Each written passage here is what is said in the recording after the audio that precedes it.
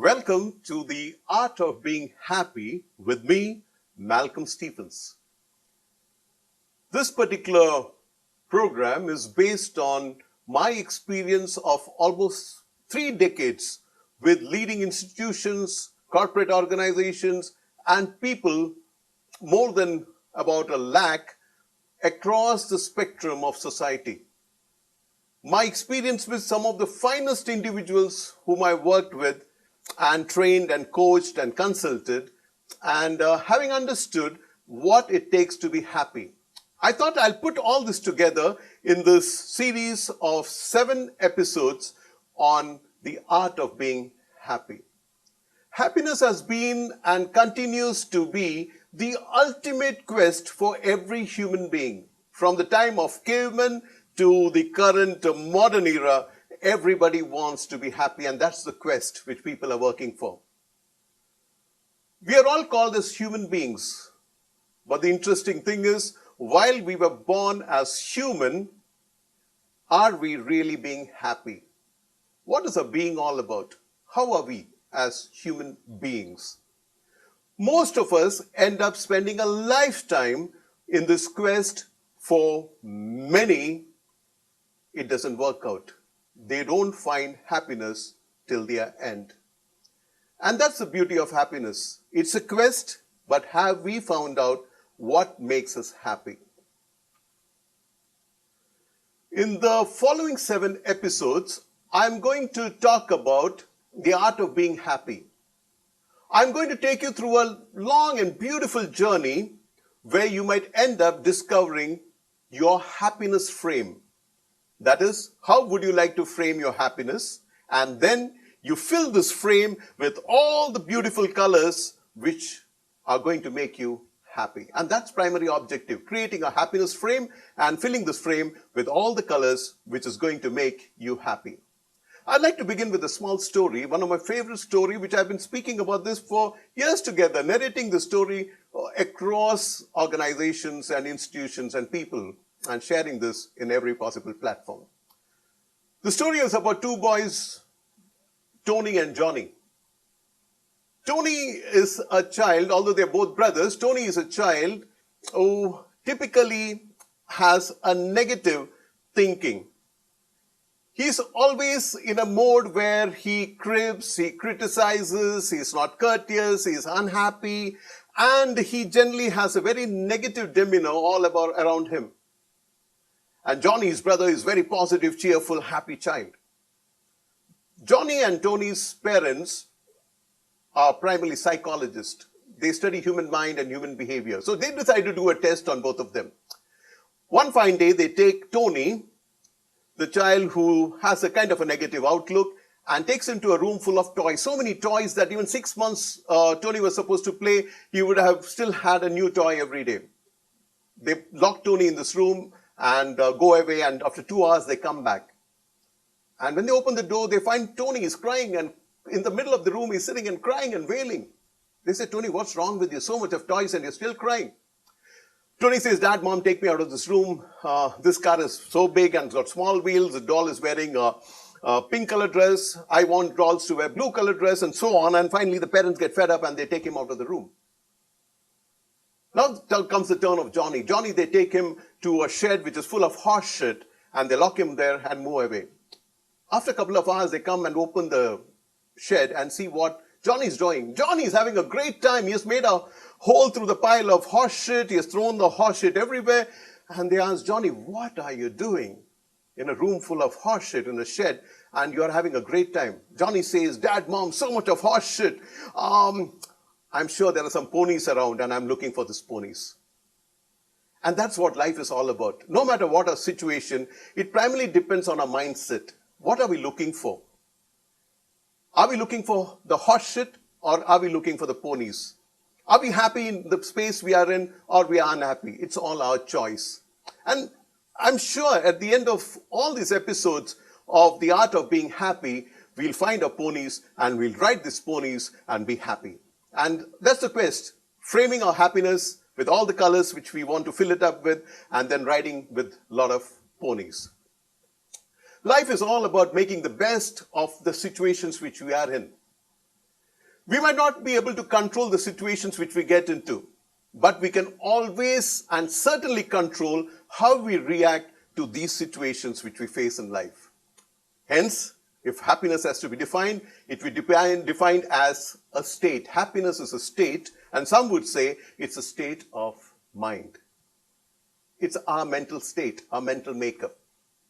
And for me, as I said, after interacting with so many people, I define happiness as a beautiful state of bliss attained by a visual positive interpretation in our mind of every situation we are in and our ability to hold on to that positive visual. So it's a visual which we capture in our mind in any situation, a positive visual which we capture. And with this situation which we capture, we keep it in our mind, and it's our ability to actually hold on to this visual as much as possible. But unfortunately, for most of us, we are not trained, or we are not trained our mind to hold on to that one positive image for a long period of time. Our mind gets cluttered, unfortunately, as we jump from one thought to another, and a state of happiness gets disrupted. And that's the unfortunate part, and that's what we have to focus on. Actually, managing this multiple disruptions snaps our energy. We get drained out completely, and we get exhausted, and we are no longer in a happy state. So that's why we say it's a state of mind. Happiness is your state of mind. How well you can capture a picture and keep it in your mind and hold on to this positive picture. And ironically and sadly, managing these multiple disruptions in our day-to-day life, we call as work. And that's why for many of us, work is so very exhausting. In this chaotic and disruptive world of ours, we most of the time rely squarely on materialistic things and people for our happiness. Isn't it so? We always believe that if we have a lot of material things in our life, we'll be happy, or if we have the right associations and the right people in our lives, and we're going to be very happy.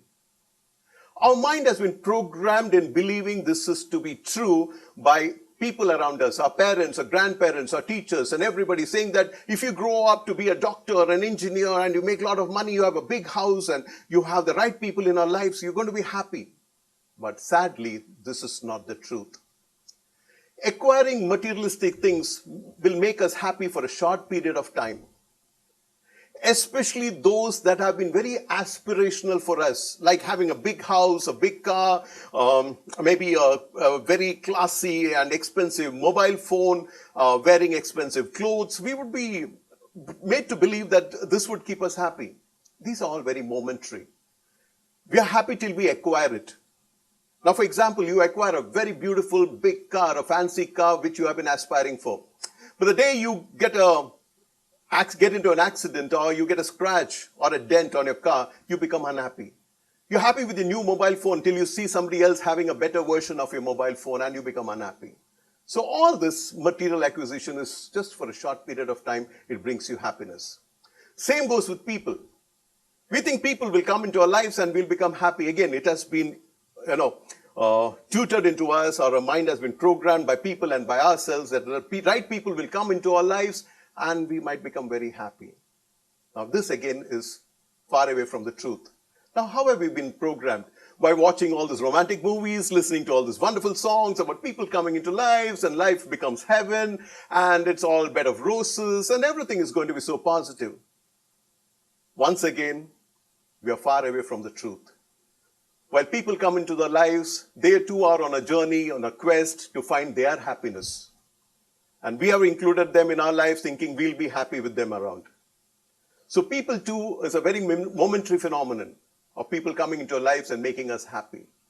So materialistic things and people are all temporary phenomenon. It's primarily our realization that it's our journey and we need to understand how to make ourselves happy. In fact, I'd like to share with you a wonderful poem which I used to love, and I'm sure you have heard about it in our kindergarten days. This poem defines a lot of things about happiness, about our own lives. I'd like to recite this for you, in fact, sing it for you. It goes like this. Row, row, row your boat gently down the stream. Merrily, merrily, merrily, merrily, life is but a dream. It says row, row, row your boat, not other people's boat like we're used to. We tend to look at other people's boat and teach them how to row their boat or direct them how to do their boat. We need to look at our boat.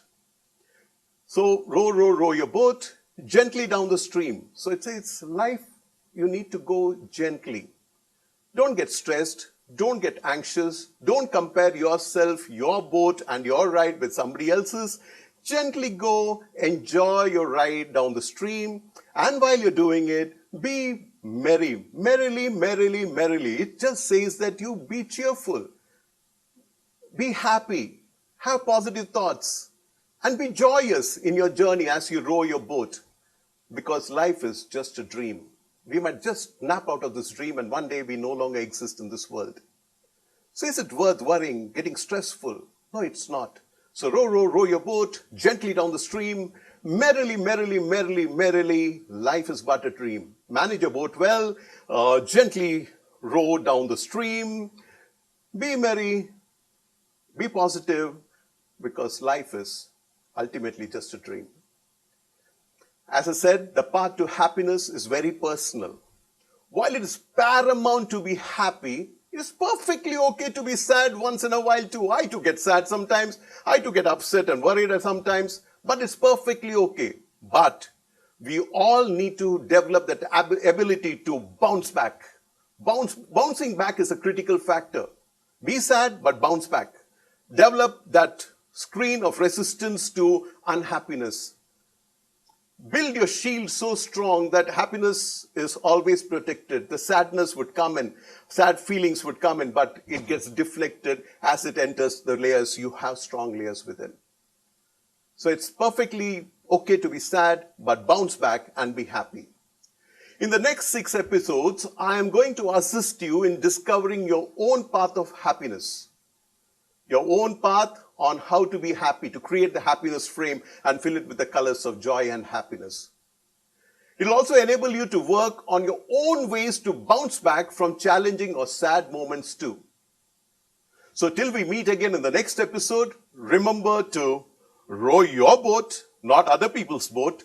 Gently row it down the stream and do it merrily with positive thoughts, because don't forget, life is but a dream. So don't worry, be happy. This is Malcolm Stephens signing off.